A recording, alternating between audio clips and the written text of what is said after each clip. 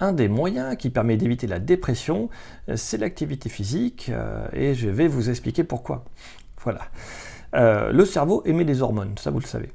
C'est un système électrique et chimique. Donc on a comme des câbles électriques qui sont déclenchés par de la chimie, des neurotransmetteurs, et qui sont modulés par des hormones. Ce qu'il faut savoir, c'est que lorsqu'on court, au bout de 15 minutes, on va commencer à mettre en place des hormones. Beaucoup d'hormones vont être produites. Ce qui va se passer, c'est que ça fait une courbe comme ça.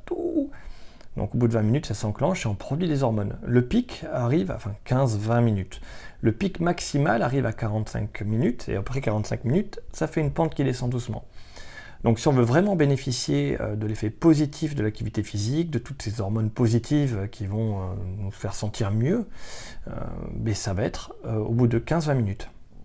Donc quand vous faites un exercice en endurance, ce qui permet de déclencher ces hormones, voilà, dites-vous qu'il faut toujours dépasser 15 minutes, sachant qu'il y a à peu près besoin de 6 minutes pour s'échauffer, comptez 21 minutes.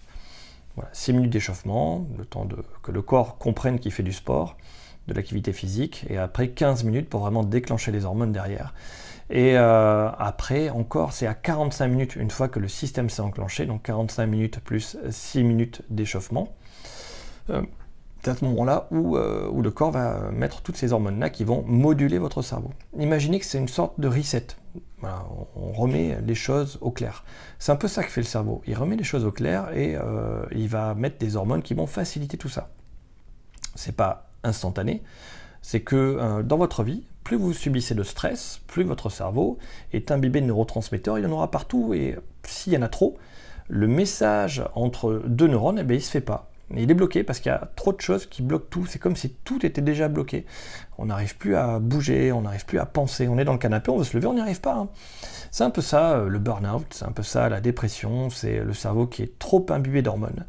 Dites-vous qu'avant d'en arriver là, quand vous sentez que c'est dur dans la vie, hein, qu'au travail ça se passe pas bien, chez vous ça se passe pas bien, cette espèce de lourdeur qui est là, vous dites je réfléchis moins vite que d'habitude. Et c'est là qu'il faut commencer à faire de l'activité physique avant que ce soit trop tard, avant que vous puissiez plus bouger.